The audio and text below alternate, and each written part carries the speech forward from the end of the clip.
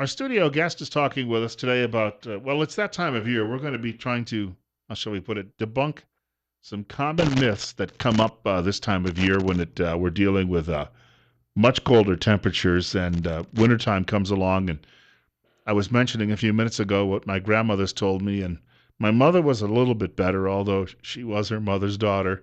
And if you don't put on that scarf, you're going to catch cold. If you don't zip up your coat, you're going to catch cold. If you don't put on your hat, you're going to catch cold. And I used to argue because I'd go to school and my teachers would tell me something. Well, I should be make this clear. In grade school, the older women who taught us, and they were all seemed to be older when you're in grade school, they went back to the old one-room schoolhouse days, and they all made the same claims. But when we got to high school, they told us in science, this is not true. Joining us in the studio this morning on News Radio 1310, KLIX and newsradio1310.com. It's Russell Singleton from Tripp Family Medicine. This is Better Health with Tripp Family Medicine. Bill Colley, of course, answering the telephones. We were just having this off-air conversation about this, that these myths will not die. Yeah. Let me make sure that microphone is in top order. Try that one now. Good morning, Bill. I was going to say, we are dealing with people, I think, in some cases that just refuse to get rid of those old tales. Well, I'm surprised that you heard about you learned about the truth even in high school, because these were things that my mother even told me growing up in the last couple of decades. So yeah, they just won't die, and I think it's because they make sense, and it kind of seems like common knowledge, and that's what we're here to do today. We're here to debunk some of these common knowledge misconceptions about cold weather. So we'll talk about the common cold. We'll talk about the flu. We'll talk about exercising in the cold. That was part of the conversation you and I had. But I think this will be really fun. I know we're probably going to ruffle some feathers. So call in and tell us what you think. Tell us what your mom or what your grandma always told you and what you've tried to live by. And I'd love to hear some stories too about why you our listeners think we might be wrong. But I've got a couple things that we'll go through today. In history class, I remember one of our teachers telling us William Henry Harrison, when he was elected president, he gave a speech, an inaugural address in a driving cold rainstorm for about 2.5 to 3 hours. And within a couple of days, he was sick, and within a couple of months, he was dead. And everybody said, well, it's because he stood out in the cold rain giving the speech. And so that was used as a benchmark. You don't want to be out in the cold and getting wet. Otherwise, you'll end up like President Harrison. And yet it's likely Harrison had some other issue going on. That is a great story, because I was taught the exact same thing. And I think he was president for like 8 or 9 months because of the sickness that he struggled with the whole time. As we've seen in recent news, without getting political here, you can get pneumonia anytime, even in 80-degree weather in September. So it has nothing to do with cold weather. It has nothing to do with how much clothing you're wearing, and it has nothing to do with being wet. Because as we were alluding to before, the cold, or the common cold, the flu, croup, these infections we see a lot of during the winter are infections. You have to catch the infectious agent. Hillary had to catch the bacterium or the virus or the fungus or whatever caused her pneumonia in order to start suffering those symptoms. And there's no evidence to show that going outside in the cold weather and without a coat makes you more susceptible. But that was always something I heard, and as I got older, I guess I started to kind of pull away from that folk knowledge, and my mom would diligently fight back and try and apologize there for that common myth and say, well, maybe it was because your immune system isn't as good in the cold weather. And there's really no evidence of that either. And on the contrary, I found one study that actually showed improved immunity in cold weather, more active white blood cells, lymphocytes, other parts of the immune system. And that's not true either. Hold that thought for a moment. We've got about a minute before the break, but I believe we've got a caller with us. And caller, you're on the air with Russell Singleton. He's a physician assistant from Tripp Family Medicine in Twin Falls. Go ahead. Good morning. Fact or fiction? The head is the heat that for the body. So in the winter, if you don't wear a hat, all your body heat escapes up through the head. Oh, I am so glad that you asked that question. Thank you very much. That was actually on my list. Excellent question. So I heard this as recently as a year or two ago from a nurse in the neonatal intensive care unit about why you really have to bundle up these little babies and make sure that there's always a hat on their head. Why? Because the commonly quoted statistic is that 90% of your body heat escapes through your head. Well, ladies and gentlemen, here's the truth. Unless your head is 90% of your body, you're not going to lose 90% of your heat through your head. It's about body surface area. In an average adult, the head is about 7 to 10% of body surface area. So you're only going to lose about 7 to 10% from the head. Now, the head and neck is a very vascular area, so it's possible that there's a little bit more lost, but this goes way, way, way back to a study that was done during the 60s. Hold your thought on that. We'll get back into that in just a moment. We've got a short break coming up. Russell Singleton is a physician assistant from Tripp Family Medicine here in Twin Falls. Joins us between 8:30 and 9 o'clock on Wednesday mornings. We've got more coming up in just a minute on KLIX. Our studio guest is joining us talking about some myths that are frequently associated with cold weather and your health. We're coming up on 8:44 and it's 47. Russell Singleton is a physician assistant from Tripp Family Medicine here in Twin Falls, which is located on Fillmore Street on the north end of the city, directly across from the main post office. And he's here till 9 o'clock this morning. He's also available to take your telephone calls, and you might have some disagreement with him on some of these issues. 736-0300, 736-0300. And you were talking after the caller mentioned the fact that there's this idea that if you put a hat on your head, it will keep you warmer in the house. And your point was not necessarily true. The head is not where you lose all of your heat during the course of the day or night. Right. It's all about body surface area. You lose heat evenly from body surfaces, head included. So because the head is not a majority of most people's body surface area, you just simply can't lose a majority of heat out of the head. And I was saying that this goes back decades and decades to a study that I think was actually conducted by the military that showed there was a lot of heat escaping through the heads of these test subjects. But if I remember right, they weren't wearing hats. They were bundled up in every other way, but they weren't wearing headgear. And so there was a lot of heat escaping through the head, and they said, aha, it's the head. The head is some type of exhaust vent of the body, and that's just not true. So do wear your hats, ladies and gentlemen. They will keep you comfortable, protect those ears. But if you choose not to wear a hat, and you bundle up in other ways, I think it'll be okay. And I was mentioning that I remember my dad would put a toque on his head when it was sometimes, even when he had the fire going in the house. And I brought that up, and he said because he wanted to keep his body heat in. So he'd be sitting there in a chair with a knit cap atop his head, and I would walk by and just think to myself, what's the hope? Because it would be 80 degrees in the house with the fire roaring. It didn't seem to make any sense whatsoever, but he insisted that that's how he was going to stay warm. Well, and believe it or not, there are studies that have looked at these things. Granted, they're older. They've been done probably in the 60s and 70s, but they were designed well. They were randomized. They were placebo controlled. They were double blinded. There was a study conducted on inmates in the 60s. We talked about President Harrison and how people theorized that because of his inaugural speech and it raining, he got wet and got pneumonia or whatever and never really recovered. But what do you think they did? They took a bunch of prisoners. They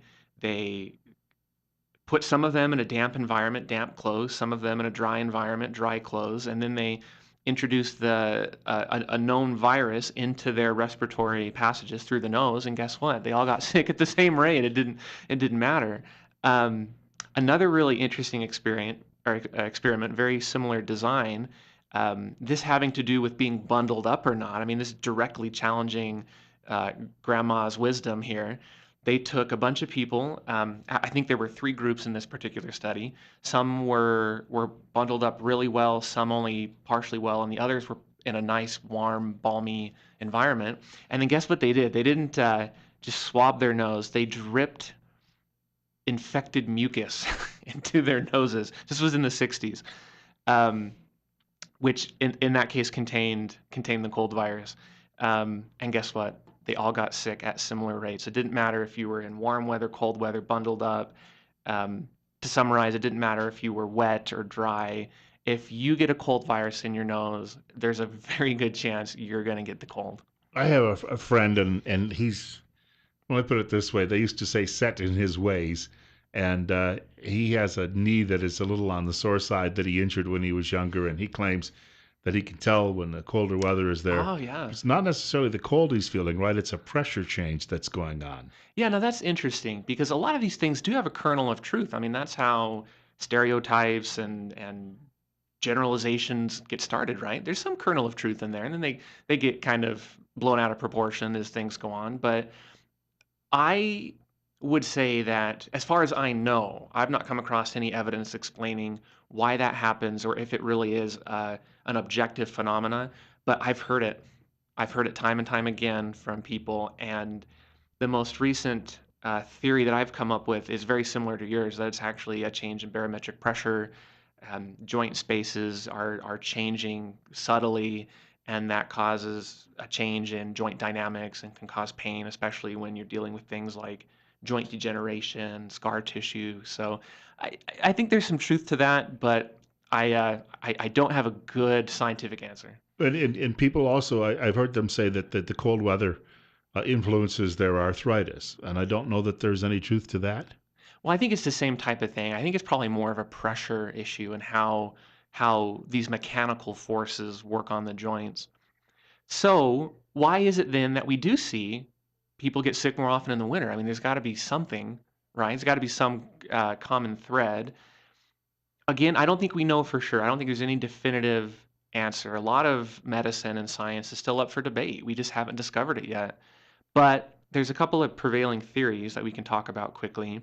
One of them is that we simply spend more time indoors during the cold weather. And so we're in close contact, we're breathing on each other. When one person starts coughing, these droplets are spread and dispersed all throughout the room. And whether you're next to them or not, you're going to breathe it in. And if that's not the grossest thing you've ever thought of, I don't know what is. Um, Another theory is that these viruses, the various cold viruses, the flu viruses, they're simply more stable in cold weather. They're able to reproduce or to penetrate the body's defenses more effectively in cold weather. And why that is, I don't know. Um, Another theory that I haven't really thought of until recently is cold air tends to be drying and your nose tends to dry out. Now that causes a mechanical reaction in which your nose will run, but your nose is actually part of your defense system. All those little hairs in your nose um, are designed to filter out bacteria and viruses and particulate matter. That mucus in your nose is designed to catch that stuff. So when the cold air dries it out, it's like you're lowering your defense system. There's a crack in the dam or in the dike or whatever, and something finds its way in. We've talked often too that you get these crowded schoolrooms, and this is where it really happens. I think the most though is because children in the summer are out running around Sure. outside and they're not exposed to as many other kids. But in the middle of winter, you're not even going out on the playground, so you're Right. confined in that building all day, and there's always a kid sneezing somewhere in that classroom because either mom or dad have to send them to school, or no one's quite sure yet how sick that kid is. And it isn't long because, as I understand it, when someone sneezes with a cold, you're talking it can spread through an entire classroom very fast. Oh yeah, you've got hurricane force winds coming out of your nose. I mean, hundreds of miles an hour, or at least upwards of 100 miles an hour. I mean, it's very fast, and the dispersion force of that is quite impressive. I would imagine, though, it's surprising then that more people, if you've got 30 kids in a room, not all 30 will end up with that cold. So it's more surprising that some manage to walk away without picking it up. Yeah, so that might be a nice introduction to our next myth. How can you prevent a cold? Or actually, the myth would be vitamin C, zinc, echinacea, all these things, insert whatever homeopathic remedy you want, will cure the cold, will prevent a cold. I'm expecting some really angry phone calls right about now. But um, I think going back to the classroom thing, I think hygiene is really important. Did you know 30% of adults don't wash their hands after using the restroom? I mean, Saw that at Winco the other day. He didn't work there, though. At least that's a good sign. you know what's funny? In some restrooms like that, you'll see this little sign that says employees must wash their hands. And to give the word must emphasis, sometimes they'll put it in quotation marks instead of like underlining it or putting it in italics. I always find that humorous, They must, air quotes, activated, must wash their hands or must wash their hands. Um, anyways, yeah, so if adults can't be trusted to wash their hands frequently after using the restroom, these kids aren't going to do that, which has led us to things like alcohol hand sanitizer, antibacterial soap, which is a big thing that's been in the news. We won't be seeing that for much longer, antibacterial soap, that Right. is.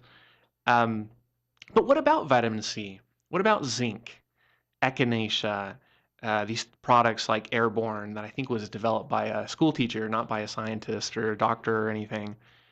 Is there evidence for that? Yes and no. There's mixed evidence. There is no definitive direction here. I don't think we can say yes it does work or no it doesn't.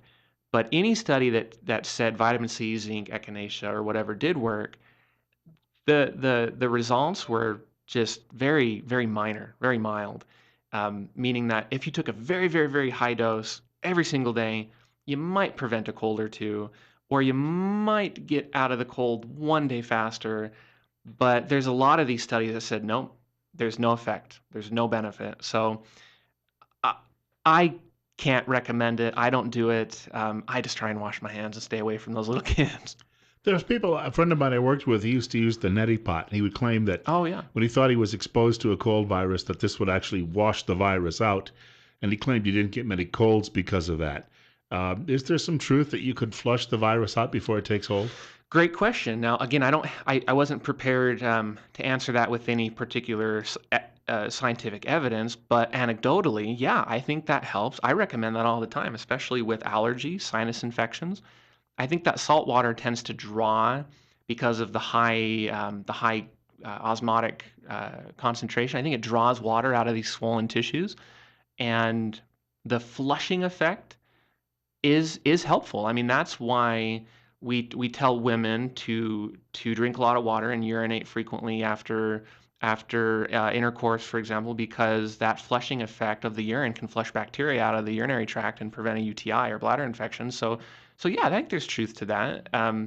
I don't do it because it feels like I'm waterboarding myself, Yes. but yes, I think it works. And if you can do it, I think you'll like it. I have some patients that just do it every day in the shower, just routinely.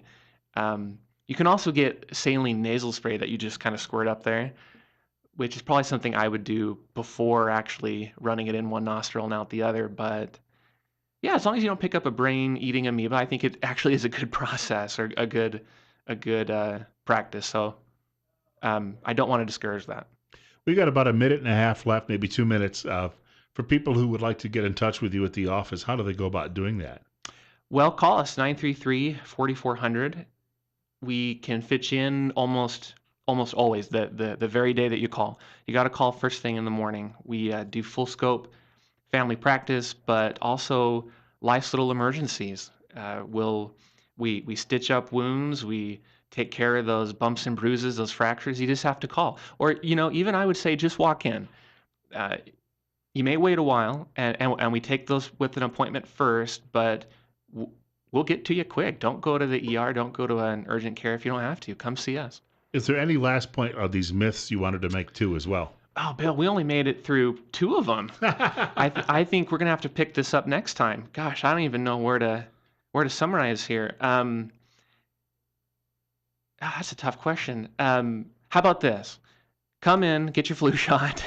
That's a controversial enough statement, but the flu shot will not give you the flu. It may make you feel kind of sick for a while, but believe me, it is nothing compared to the full 2-week flu. And they're not expensive, are they? The flu shots? No, in fact, most insurances cover them, and even if not, 25, 30-ish dollars, we could do that for you. And we'll pick up with that maybe next time, because I know a lot of feathers were just ruffled right there too. Yes, a lot of people like to stay away from all vaccines, but people with certain health conditions should be getting them. That's the advice, especially those who heart patients, people who are older. The recommendation is always there. Oh, absolutely. My lovely wife is expecting right now, and that's kind of a touchy situation for a lot of people. You're very careful with what you put in your body, obviously, but that is the perfect example of a population that should be receiving their flu shot, because they're high risk. The effects that can be passed on to baby, the beneficial effects, those antibodies that mom can develop, invaluable. We want to thank Russell Singleton for joining us this morning. It's coming up on 9 o'clock, and it's 50 right now, on our way to 80 today. Perhaps the last time we'll say 80 for a very long time. We hope not, but it looks like it's going to cool off, and we'll have more of the myth to talk about then for sure. In the meantime, 9 o'clock news is straight ahead from the Fox Radio Network. Bill Colley with you as well on Top Story. One more hour of the program is just ahead. Some of the things we're going to be talking about in the next hour. Gary Johnson, some people say that perhaps he smoked a little bit too much marijuana in his life, is talking about colonizing outer space. He's the Libertarian Party candidate for president.